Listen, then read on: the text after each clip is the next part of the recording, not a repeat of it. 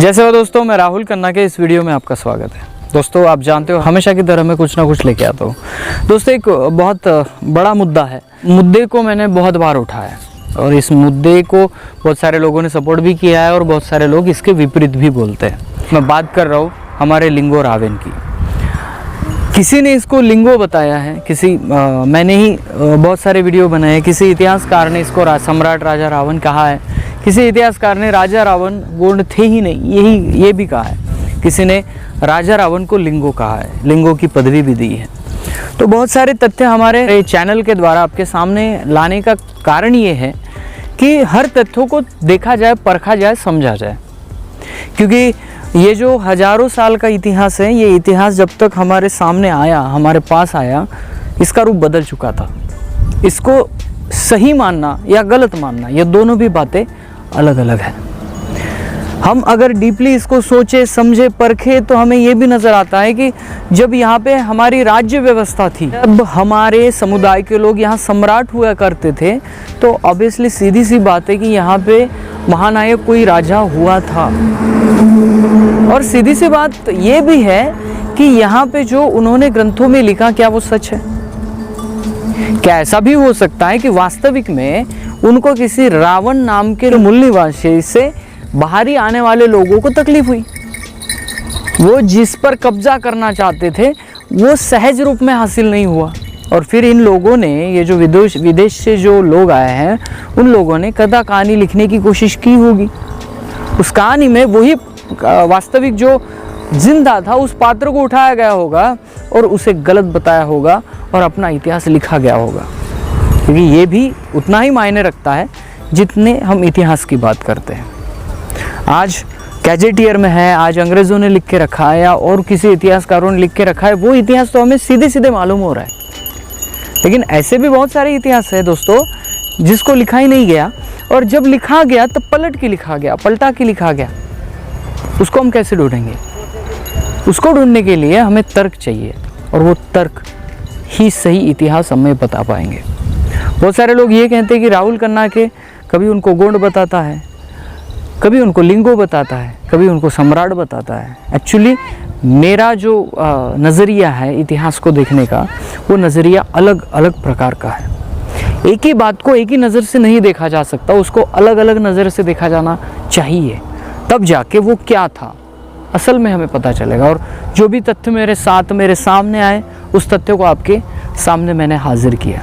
लेकिन हम जब रामायण में सुनते हैं लंका का उल्लेख है, रामायण में मंदोदरी का भी उल्लेख है, रामायण में अहिरावण महिरावण का भी उल्लेख है। अभी इसको हम क्या कहेंगे?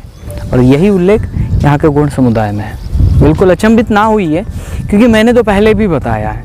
लेकिन आज मैं जो किताब पढ़ रहा था, मैं चांदागढ़ के क्रांतिवीर बाबूराव शर्मा के इनका चरित्र पढ़ रहा था, तब मुझे हाथ में एक किताब मिली। वो है चंद्रपुर के लेखक पुरुषोत्तम जी शेड़माके की। उन्होंने वीर बाबूराव शर्मा के ऊपर बहुत बड़ी किताब लिखी है और बहुत बड़ा रिसर्च भी उन्होंने किया है। उनकी किताब में जब मैं बाबूराव शर्माके जी को खोज रहा था, तब स्टार्टिंग के कुछ पन्ने में उन्होंने यहाँ के गोंड समुदाय की रीति परंपरा को एक पैराग्राफ में लिख रखा है। पैराग्राफ में ये लिखा है कि हमारी एक आदत है, गोंड समुदाय आप कहीं भी जाए, आप पश्चिम बंगाल में भी जाए, उड़ीसा में जाए, कहीं पे भी जाए, गोंड लोगों में एक मान्यता है और उनकी ये परंपरा है कि घर का कोई आदमी मृत हो जाता है तो उसका दफन विधि करने के बाद तीसरे दिन एक प्रोग्राम होता है, जिसे मराठी वाले कोरमोरा कहते हैं, अलग भाषा में अलग अलग उसको नाम। वो विधि परंपरा है। वो थोड़ा सा गांव के बाहर पूर्व दिशा में जाता है, थोड़े से खेत होते हैं, गांव के बाहर खेती होंगे, खेतों में बैठकर 2-4 मुर्गे ले जाते हैं या अन्य कहीं पूजा होती है, तो उसे कोरमोरा कहते हैं। तीसरा दिन हमेशा किया जाता है दफन विधि के बाद। एक तो मेरे ख्याल से, मेरे अंदाजे से, यहाँ से हाथों में हल्दी लगाने से तो सभी कुछ यहाँ पूरा साइंटिफिक है, तो इसी कारण से ये तीसरा दिन भी मनाने का कोई ठोस कारण रहा होगा। क्योंकि उस काल में प्लेग जैसी बीमारियाँ भी बहुत आती थी, और उस बीमारियों के जंतु, जैसे आज समझिए आप कोरोना जैसी बीमारी है, कोरोना से मरा हुआ आदमी, उसके ऊपर के जंतु गवर्नमेंट भी बताते हैं कि 24 घंटे या 36 घंटे में वो जीव जंतु मर जाते हैं।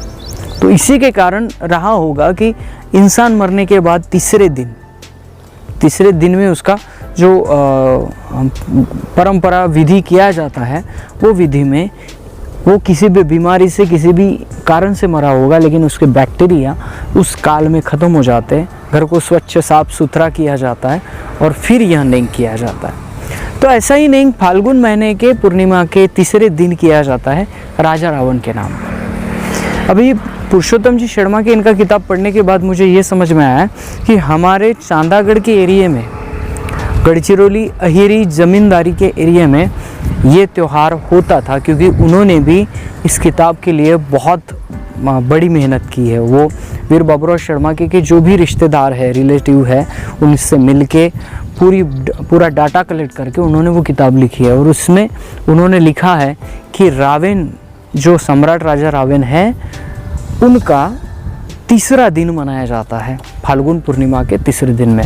तो चलिए क्या कहते हैं शर्मा की जी, जरा पढ़ते हैं। गौड़ समुदाय का श्रद्धेय विश्व पिता महात्मा रावण की स्मृति मनाने हेतु गांव के पूर्व दिशा के मैदान में गई हुई गांव की जनता श्रद्धा सुमन अर्पित कर अपने घर लौट रही थी।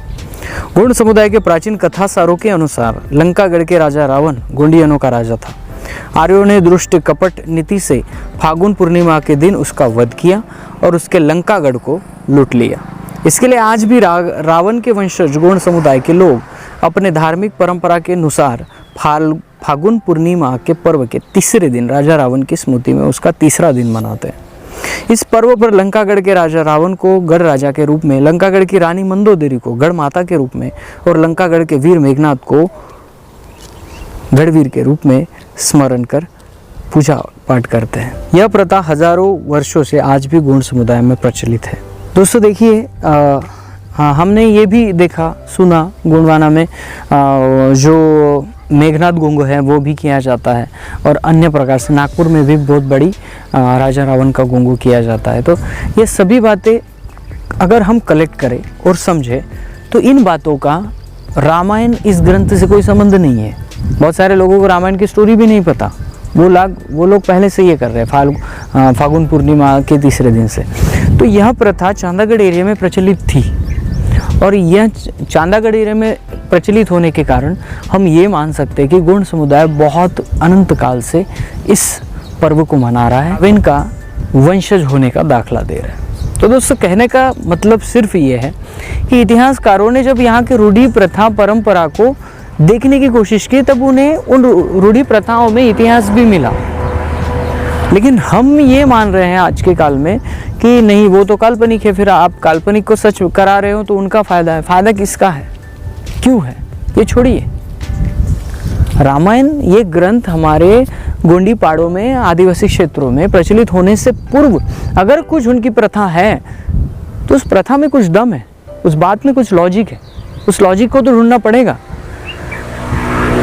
मैं 100% मानता हूँ कि ये ग्रंथ काल्पनिक ही है, लेकिन ये ग्रंथ जब काल्पनिकता में लिखे भी गए होंगे तब वास्तविकता उसमें ऐड की होगी।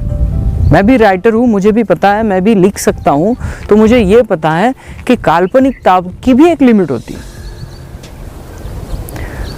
आप कितना भी काल्पनिक कथा लिखें, वहाँ की भौगोलिक परिस्थिति और वहाँ के कैरेक्टर आप कहीं ना कहीं से अनुकरणात्मक लेते हो और वो वहाँ पे डालते हो। तो इसी वजह से ये काल्पनिक ग्रंथों में भी यहाँ के मूल निवासियों के नाम, कैरेक्टर उठाकर वहाँ पे डाला गया, उनको हीरो नहीं तो विलन बनाया गया। ये मेन मुद्दा है।